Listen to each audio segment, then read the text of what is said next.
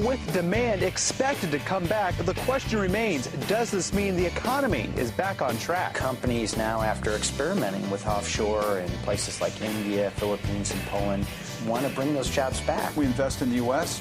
We're the biggest exporter in the country. In the cycle we're in right now, we're creating jobs.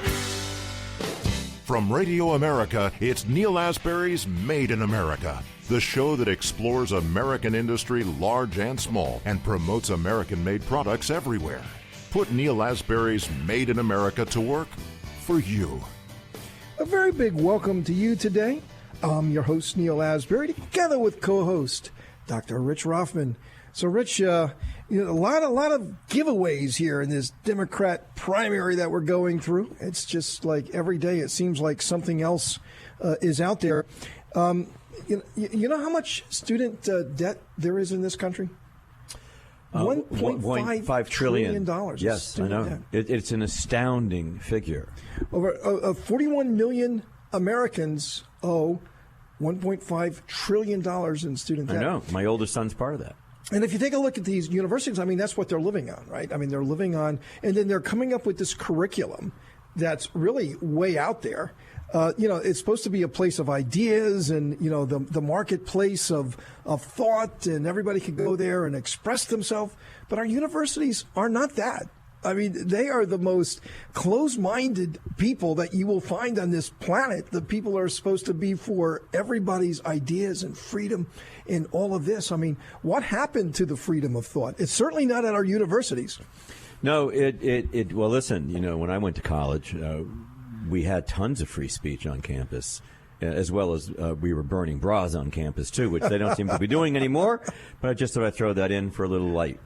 We are in a very, very strange environment right now. And the idea of free speech, when someone wants to go to campus and speak with an alternative point of view, which is what college is all about.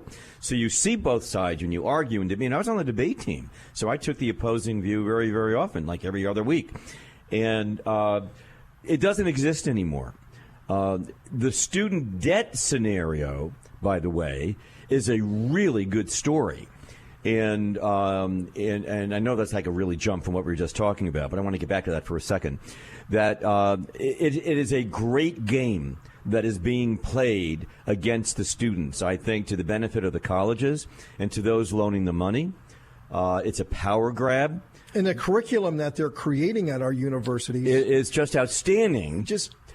Outstanding in a very, very perverse way. But wait a minute, and then we're going to get right to this is going to be great for our first guest. But if, in fact, the unintended consequence of all this money that is owed and we're giving to the kids for their college tuition, what is the net result of that, other than the obvious? The students are going to go broke. But the reality is also, is it raising the cost of tuition? Does it make it an even better business for the colleges and universities? This is a good conversation to have. Well, let's have it with Spencer Brown, who is the spokesperson of the Young America's Foundation. Hey, Spencer, welcome to Made in America. Hey, it's great to be with you. Thank you for having me. Very, very fascinating topic, and you wrote about it in the Federalist.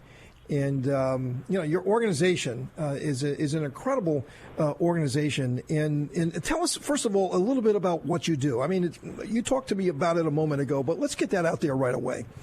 Yeah, so Young America's Foundation is really the premier group reaching young people, the rising generation, with conservative ideas that, as you pointed out, are so often lacking from education and the classroom today. And so we do that a number of ways, including through a campus lecture program with people like Ben Shapiro, where we bring conservative ideas directly to students. We have more than 500 YAF chapters at high schools and colleges across the country, sort of set up as these outposts for intellectual diversity and free expression.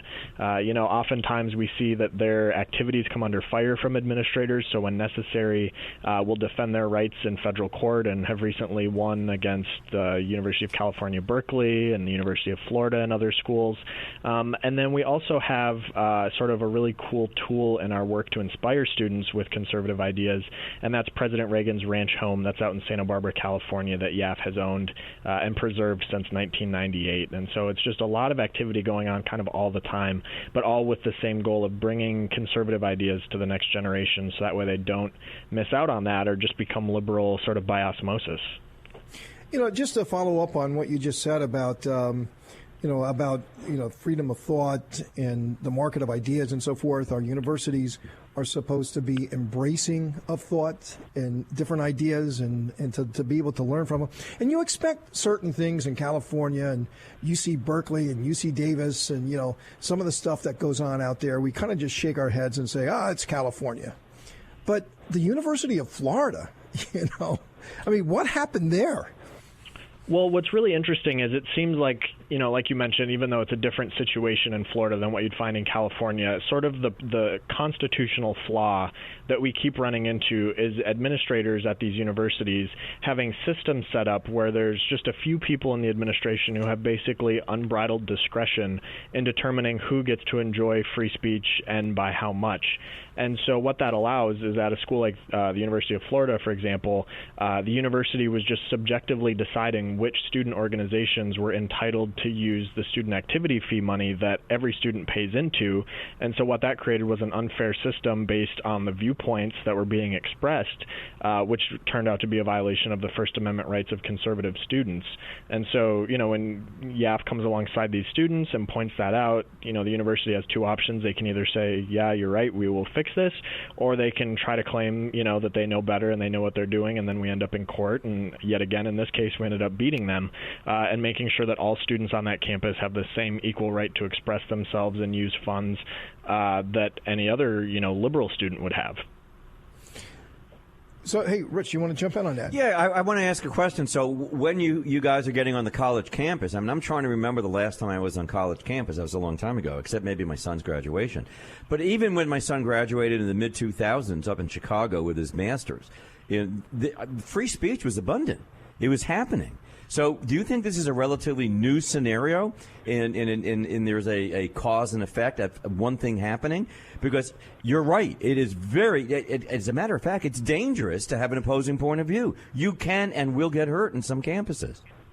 Well, yeah, I think it's not necessarily a new problem in that there's a lack of intellectual diversity, obviously, on college campuses. Young America's Foundation itself, actually, we just celebrated our 50th anniversary earlier this month. And what we have seen, though, in the last 50 years since we were started to bring this intellectual diversity and conservative ideas back to education, I think is just sort of like a ratcheting up of the level of opposition. And we saw that even again measurably in our events that were either blocked or protested or nearly shut down since Donald Trump was elected.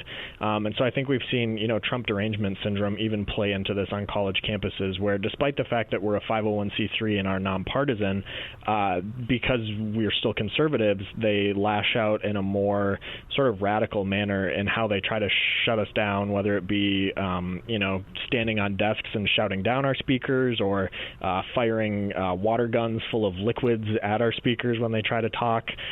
We've definitely seen an escalation in how far the left is willing to go in order to try to protect this echo chamber that they've created. Wow, fascinating. Well, maybe we'll get back to that. So much to talk about, on that front. But let's talk about student debt. $1.5 trillion. 41 million Americans. Like I read about you. I mean, I graduated with student debt.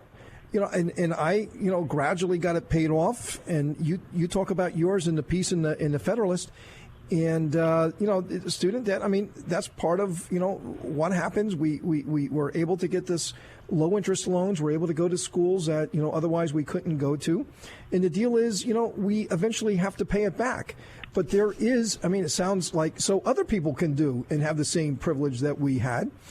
But it seems like now in the Democrat primary that there are very legitimate candidates who have a very good shot at winning the nomination, who are saying, "Hey, let's just forgive it. Let's just forgive student debt. Let's just forgive." And now some people are saying, "Well, let's qualify it a little bit. Let's not give it of all these billionaires' kids, but maybe there should be a cutoff somewhere." But is forgiveness of student debt the right way to go? And what might be the unintended consequence by doing that?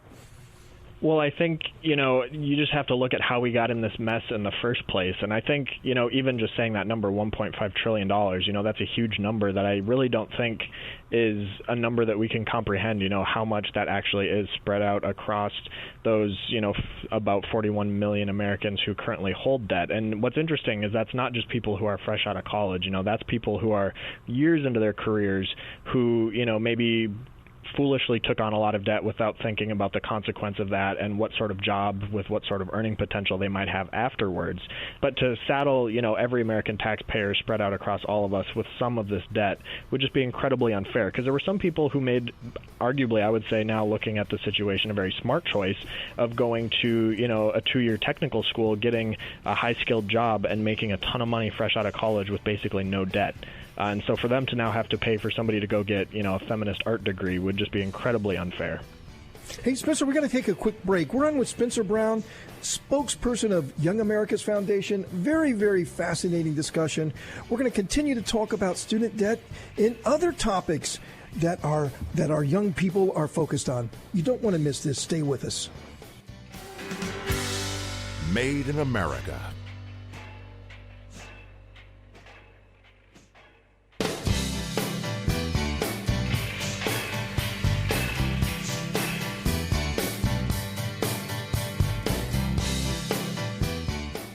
Welcome to Made in America. I'm your host, Neal Asbury, together with co-host Dr. Rich Rothman, and we're joined by Spencer Brown, the spokesperson for Young America's Foundation.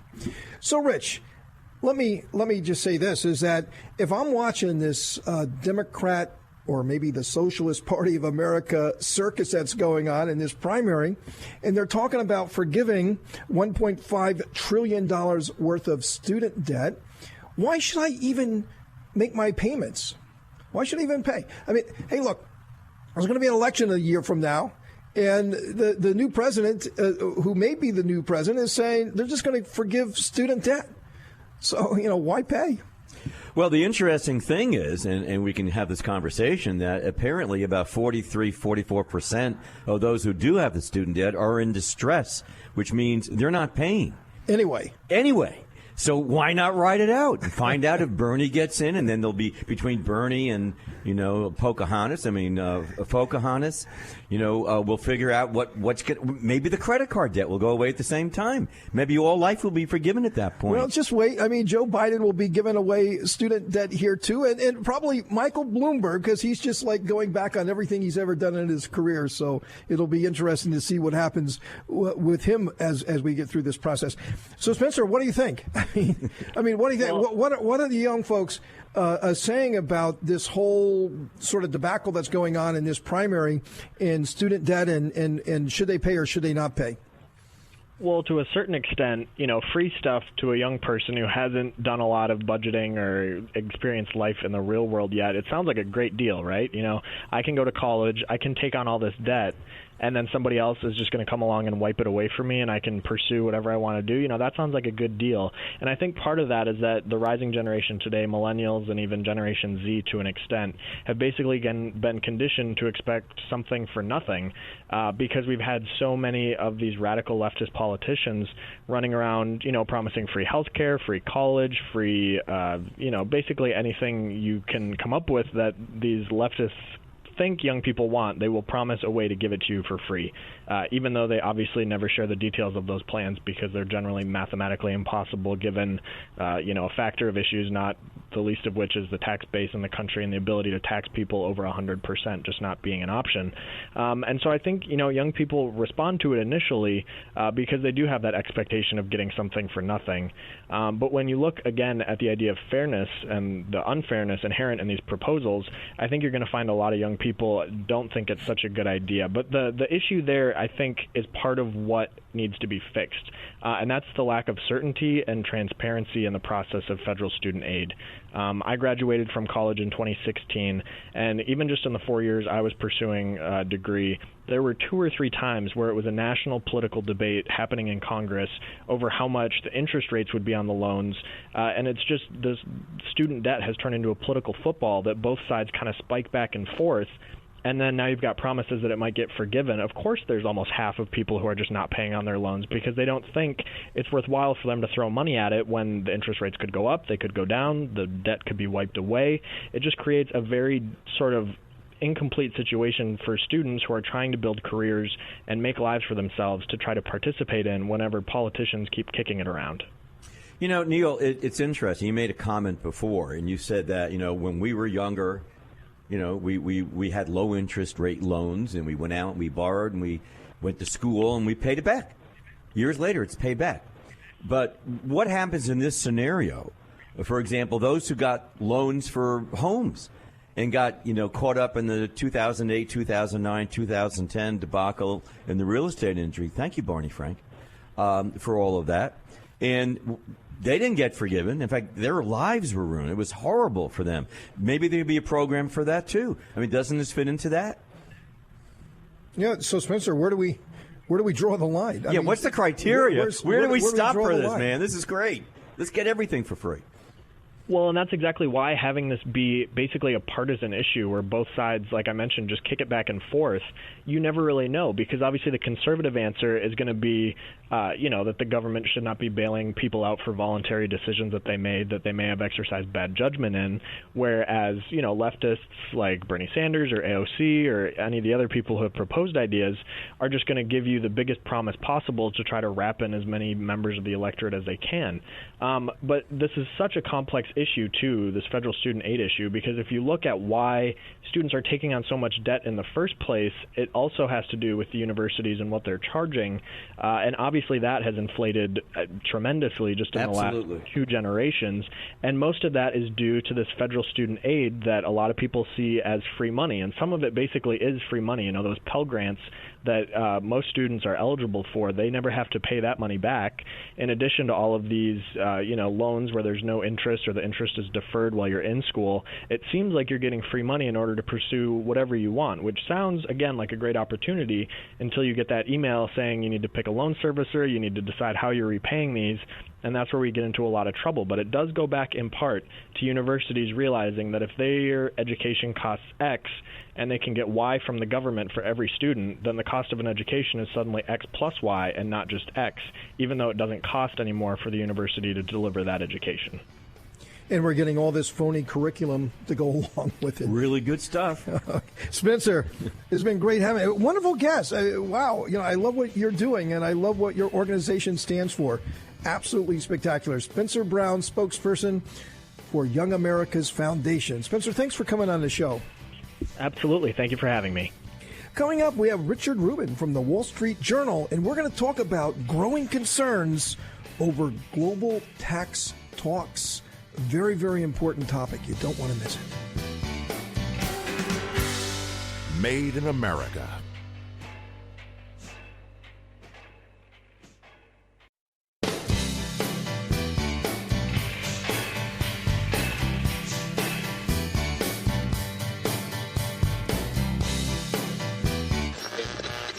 Sharply higher at the open, stocks continued to perform well over the course of the day Tuesday. And I think that bodes well here over the next couple of years for having bigger demands coming to this country. Now, more of Neal Asbury's Made in America.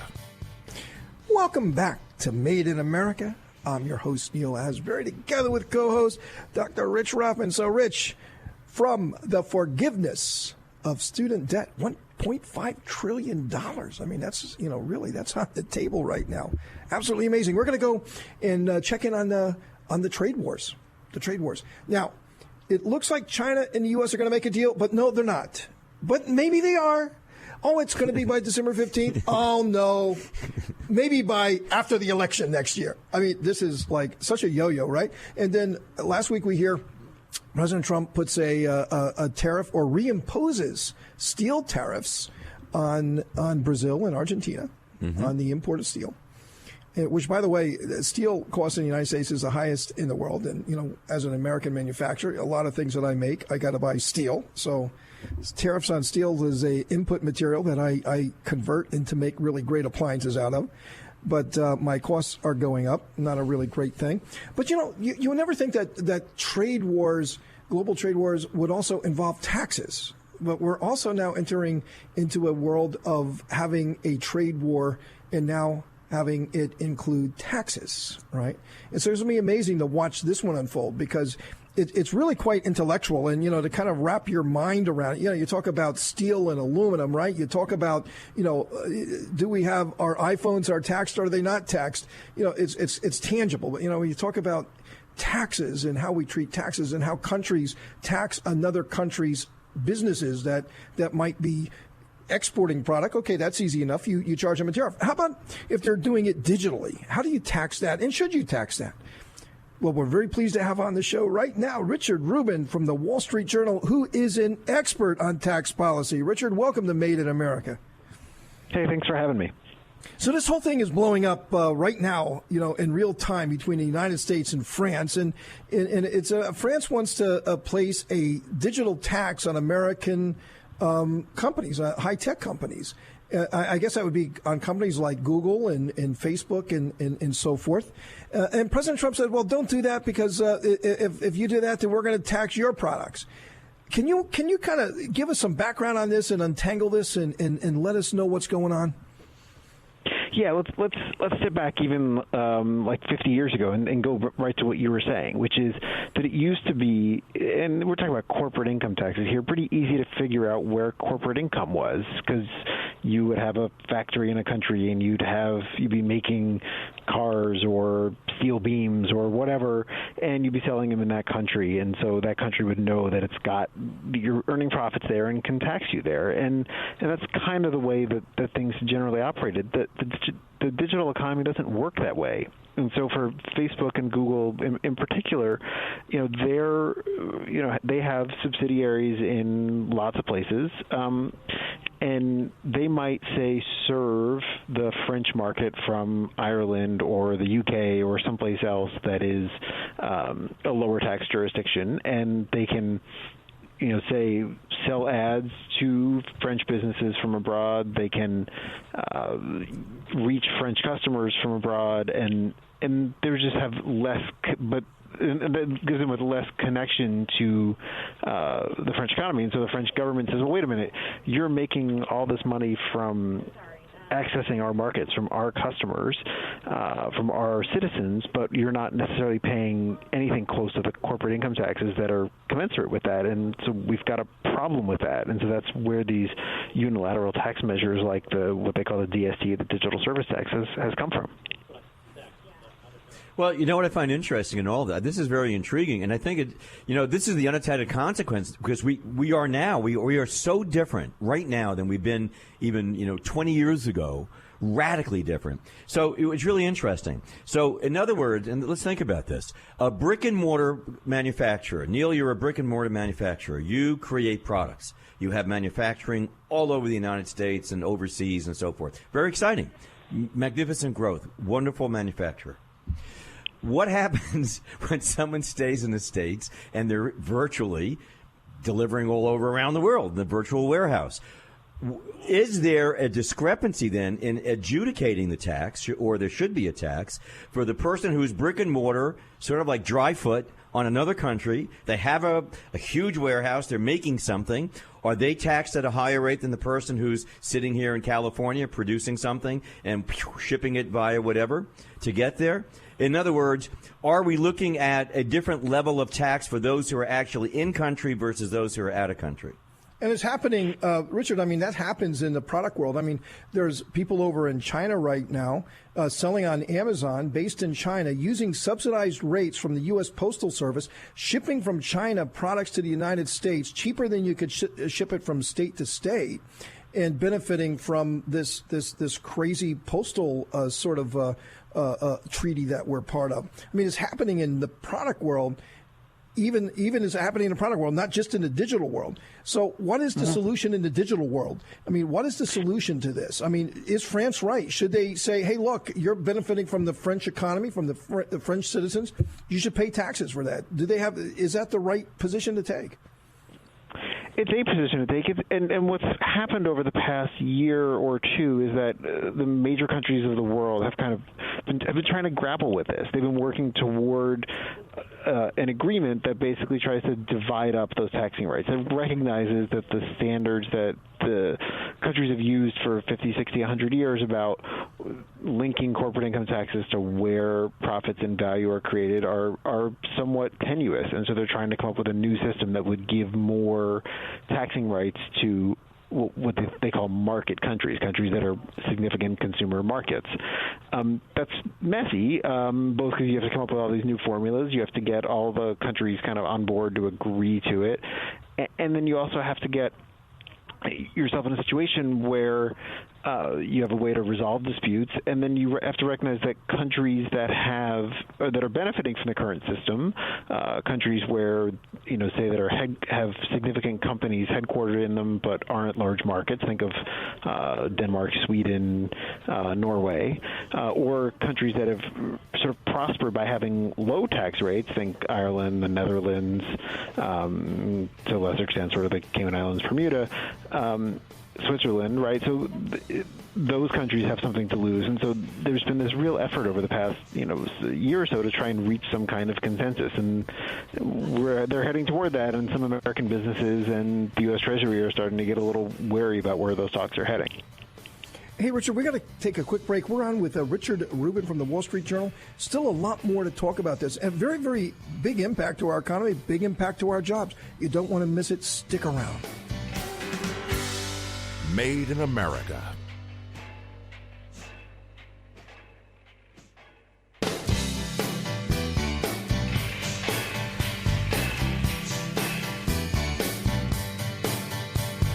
Welcome to Made in America. I'm your host, Neal Asbury, together with co-host Dr. Rich Rothman. And we're together with Richard Rubin from the Wall Street Journal, who is a global tax expert. A lot going on with taxes, and it looks like it could be part of our trade war with new fronts being opened now with France in particular about a digital tax. France wants to tax our tech companies for having access to the French market through digital assets. I mean, it's a very, very, this is just how our world has evolved. Hey, we wanted to renegotiate NAFTA, and we replaced NAFTA with the USMCA, or hopefully we will. Hopefully it gets through Congress. Because NAFTA was out of date. It was out of date. It was back in the early 90s. It was George H.W. Bush who negotiated it. It was Bill Clinton who signed it. The whole internet boom had not yet happened. The go-go 90s had not yet happened. The world has radically changed over this last 30 years, and we had to update our trade agreement, this very important trade agreement, the largest trading bloc in the world, the North American Free Trade Agreement, to make it more relevant. So now do we have to do the same thing with the global way we tax our corporations? And we're talking about that with Richard Rubin. So, Richard, where do we go from now? You said that we're working on it. So what happens? What happens now? I mean, this is a very important, and it could get very, very touchy. As you said, there's going to be some winners and losers in this. President Trump doesn't like what the French are doing right now. It looks like that could escalate the trade war between France and the United States. Can this thing get out of control? Sure, or it could all fall apart, right? I mean, so on the narrow front, the U.S. has said that it finds that French tax discriminatory and is proposing a bunch of tariffs on French products. Those tariffs haven't gone into effect yet, but that could happen sometime next year. On the global tax talks, Secretary Mnuchin this week started raising some concerns about where the talks were heading, basically saying that maybe some of these new rules about which countries get to tax which income should be optional in some fashion, which is sort of a new idea that hadn't come up in these talks before. So I think we're at this real point of uncertainty in those talks. There's more discussions going on in Paris next week, where I'm not sure the Secretary will go. He was invited to come chat with everyone, but I'm sure some Treasury staff will be there to try to hammer out something or sort of restate the U.S. position. And I think part of what's happened is U.S. businesses, particularly non-tech U.S. businesses, have started raising some issues that the Treasury is reflecting. Let's just so the listener understands, getting back to some of these basics. So right now, products coming in from France, i.e. wine. That's the first thing that came to my mind. What tariff is on that? What is paid for that product coming into our country right now? Oh, I don't even know. I mean, it's not like if there may well be tariffs on some tariffs on French wine. I have actually no idea what it would. I would imagine it would be somewhere in the. If there is, it's probably in the 2% range. Right. Whatever it is, it's probably so small because I'm sitting. All of us drink wine. We buy wine, and none of us. That was a loaded question. None of us have an idea what it is. So it's probably very ineffective. It's small. We don't care. Who cares? It's good wine. So. If, in fact, they're getting their products in here, and we have companies based in the United States shipping our products, be they digital, and they're looking to get a surcharge on that, there isn't a parity in that, is there? I mean, for the average Joe listening, is someone saying, wait a minute, that's not fair? Sure. No, and that's the administration's point has been that this is a discriminatory tax. Now, the French tax doesn't only go after U.S. companies, but the U.S. response has been, well, yes, but look who the large tech companies are. They're U.S.-based companies. So it's have they implemented, Richard, the tax yet? Yeah. Yeah, so the tax has taken effect. I'm not sure companies are yet paying, but it's absolutely in effect, which is what triggered the U.S. trade investigation to find the tax is discriminatory. Is any other countries have taken this position yet, other than France? There are some others that are heading in a similar directions. There's I don't have the full list in front of me, but there's definitely been other countries that have been exploring it, or different ways of kind of accomplishing the same thing. Australia and the UK have explored similar ideas in the past, and it's the same phenomenon where they see companies that are earning profits out of their markets. So how does France calculate that? I mean, how is it done? How do they do that? It's based on a percentage of basically a percentage of revenue. So it's more of a gross tax than a profits tax as a percentage. Meaning of revenue. The gross revenue of the overall parent company? No, that they're earning in France, that they're getting from French customers, right? So they can quantify that. Yeah, they say, like, tell us what you're billing French companies for advertising, right? For reaching the French audience. Okay, so the revenue that they generate by their advertising and so forth, and then they quantify that, and then they tax them on that. As a gross number. So why don't they pass that on to the consumer in France? Well, they probably do. Yeah. I mean, Richard, isn't it? Are they doing that? I mean, could they do that? Could they just say, well, wait a minute, you're fine. We're going to take a hit. So guess what? So are you. Well, meaning our advertising rates just went up. Yeah, they just went up. Very, very fascinating. It is a very fascinating topic. Which is when you thought that, it couldn't get any worse. Now the global trade war has expanded to taxes. Hey, Richard. Yes. You've been a wonderful guest. We really appreciate you being on the show. Richard Rubin from the Wall Street Journal. Keep up the great work. Yep, thanks for having me. Appreciate it. Coming up, I can't believe it, Rich, but, we're going to have some final thoughts for the day. They better be good ones, and I know they will be. You don't want to miss it. Stick around. Made in America.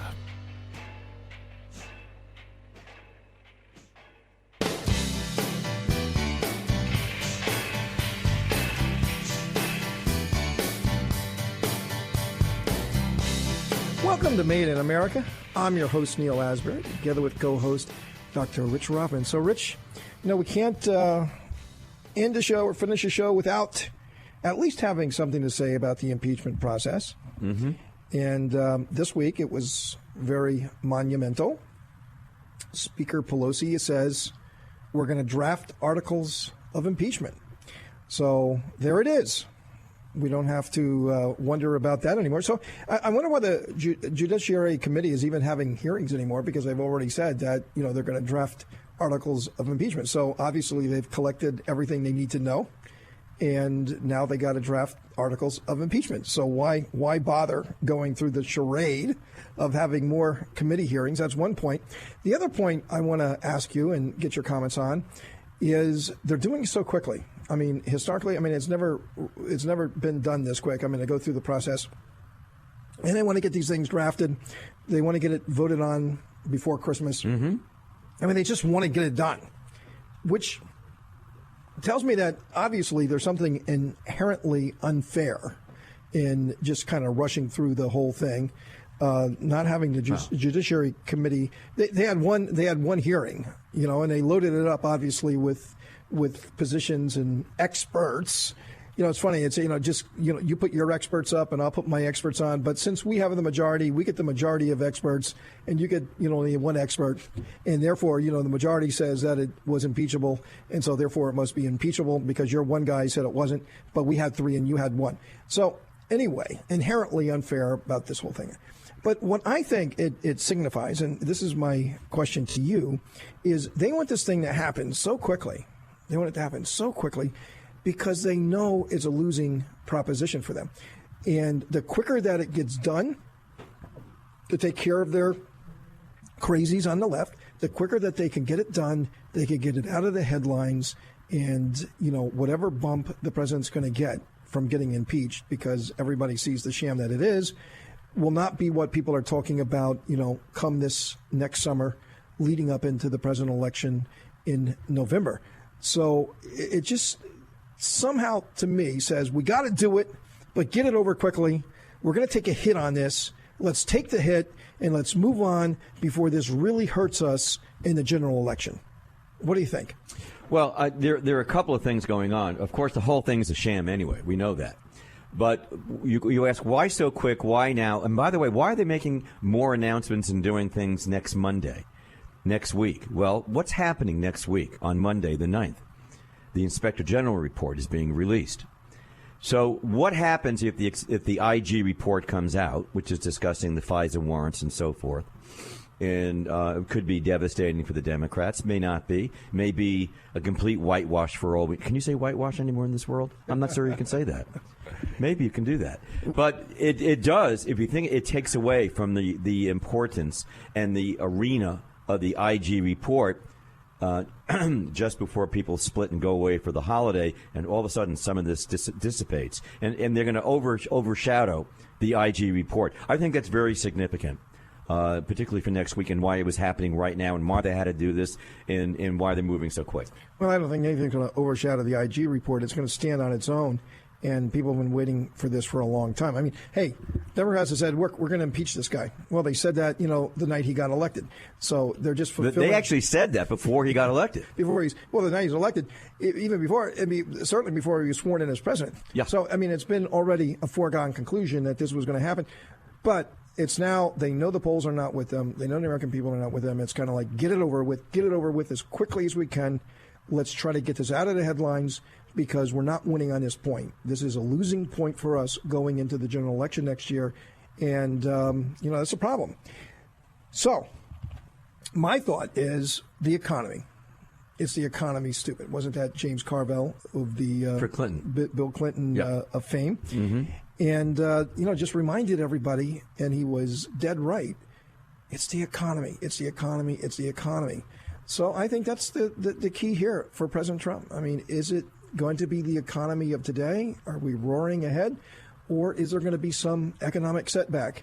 And, the economy, the market are very fickle things.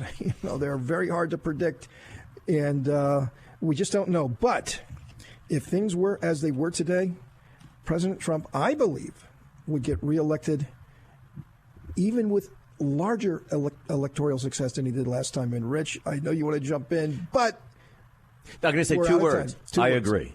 That's it. I agree. That's 4 words. A little redundant. 4 words. Well, Rich, unfortunately, we are out of time, and we really are out of time. It's been really fun, but unfortunately, we're going to have to end it on the I agree. But don't worry, we're going to be back again next week for another adventure of Made in America, where we never stop fighting for your jobs.